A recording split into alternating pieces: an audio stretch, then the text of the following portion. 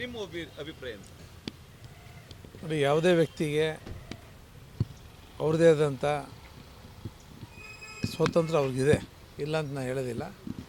ಆದರೆ ಅದನ್ನು ತೀರ್ಮಾನ ಮಾಡುವಂಥದ್ದು ಹೈಕಮಾಂಡ್ ಅಂತಕ್ಕಂಥದ್ದು ಮೊದಲಿಂದ ಎಲ್ಲರಿಗೂ ಗೊತ್ತಿರ್ತಕ್ಕಂಥ ವಿಷಯ. ಅವರು ಸಹ ಅದರ ಬಗ್ಗೆ ಅರಿವಿರಬೇಕಾಯಿತು. ಅದು ಯಾವ ಕಾರಣಕ್ಕೆ ನಾನೇ ಅಂತ ಹೇಳಿದ್ದಾರೆ ಅಂತ ನನಗೆ ಗೊತ್ತಿಲ್ಲ. ದಯಮಾಡಿ ಅವ್ರನ್ನೇ ಕೇಳಿ. ನಾವು 32 ವರ್ಷದಿಂದ ಕೆಲಸ ಮಾಡ್ಕೊಂಬಂದಿದ್ದೀನಿ. ಸಾಕಷ್ಟು ಕೆಲಸ ಮಾಡಿದ್ದೀನಿ. ನಗರ ಪಾಲಿಕೆ ಸದಸ್ಯನಾಗಿದ್ದೀನಿ, ಮತ್ತು ಮೂಡಾ ಚೇರ್ಮನ್ ಆಗಿ ಶಾಸಕನಾಗಿ ಕೆಲಸ ಮಾಡಿದ್ದೀನಿ. ಒಳ್ಳೆಯ ಕೆಲಸ ಮಾಡಿದ್ದೀನಿ. ಸಂಘಟನೆಯನ್ನು ಸಹ ಅವತ್ತಿಂದ ನಿರಂತರವಾಗಿ ಒಬ್ಬ ನಿಷ್ಠಾವಂತ ಕಾರ್ಯಕರ್ತನಾಗಿ ನಾನು ಮಾಡ್ಕೊಂಬಂದಿದ್ದೀನಿ.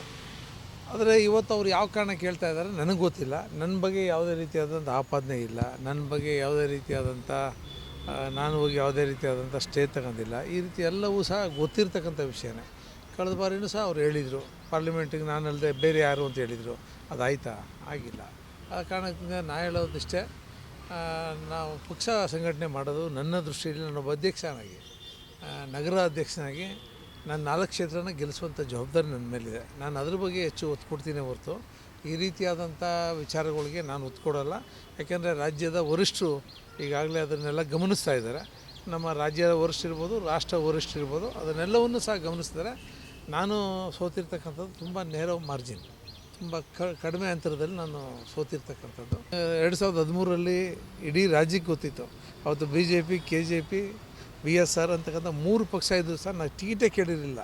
ಅಂಥ ಸಂದರ್ಭದಲ್ಲೂ ಸಹ ನನಗೆ ಟಿಕೆಟ್ ಘೋಷಣೆ ಮಾಡಿದಾಗ ನಾನು ಮನೇಲಿ ಕೂರಬಾರ್ದು ಅನ್ನೋಕ್ಕೋಸ್ಕರ ನಮ್ಮ ಕಾರ್ಯಕರ್ತರಿಗೆ ಶಕ್ತಿ ಕೊಡೋ ದೃಷ್ಟಿಯಿಂದ, ನಮ್ಮ ಪಕ್ಷಕ್ಕೆ ಶಕ್ತಿ ತುಂಬೋ ದೃಷ್ಟಿಯಿಂದ ನಾನು ಹೋರಾಟ ಮಾಡಿದೆ. ಅವತ್ತು ಸಹ 27,000 ಓಟ್ ತಗೊಂಡೆ. ಅದಾದ ನೆಕ್ಸ್ಟ್ ಚುನಾವಣೆಯಲ್ಲಿ ನಾನು ಗೆದ್ದಿದ್ದೀನಿ.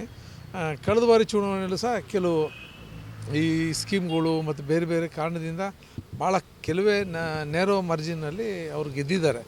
ಆದರೆ ಅದನ್ನೇ ಒಂದು ಕಾರಣ ಇಟ್ಕೊಂಡು ನಾನು ನಿಂತ್ಕೊತೀನಿ ಅನ್ನೋಂಥದ್ದು ಸರಿ ಇಲ್ಲ.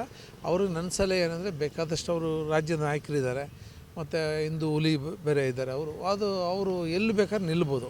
ಅವ್ರಿಗೆ ಭಗವಂತ ಶಕ್ತಿ ಕೊಟ್ಟಿದ್ದಾನೆ. ಅವ್ರು ನೋಡಿ, ಮೂಡಿಗೆರೆ ಆ ಕಡೆ ಚಿಕ್ಕಮಂಗ್ಳೂರು ಕಡೆಯವರು ಇಲ್ಲಿ ಬಂದು ನಿಂತ್ಕೊಂಡು ಗೆದ್ದರು. ಅದೇ ಥರ ರಾಜ್ಯದ ಯಾವ ಮೂಲೆಯಲ್ಲಿ ಬೇಕಾದ್ರೂ ನಿಂತ್ಕೊಂಡು ಗೆಲ್ಬೋದು. ಅಲ್ಲಿ ಗೆಲ್ಲುವಂಥ ವ್ಯವಸ್ಥೆ ಆಗಲಿ. ನಾನು ಯಾವ ಊರಿಗೂ ಹೋಗೋಕ್ಕಾಗಲ್ಲ. ಇರೋದು ಒಂದೇ ಊರು, ನಂದು ಹುಟ್ಟೂರು ಇದು. ಇಲ್ಲೇ ನಾನು ಹೋರಾಟ ಮಾಡಬೇಕಾಗುತ್ತೆ. ನಮ್ಮ ಹೋರಾಟ ಏನಿದ್ರು ಇಲ್ಲೇ. ನಾನು ನನಗೆ ಒಂದು ವಿಶ್ವಾಸ ಇದೆ, 2028ಕ್ಕೂ ಸಹ ನಮ್ಮ ವರಿಷ್ಠರು, ನಮ್ಮ ರಾಜ್ಯ ನಾಯಕರು ನನಗೆ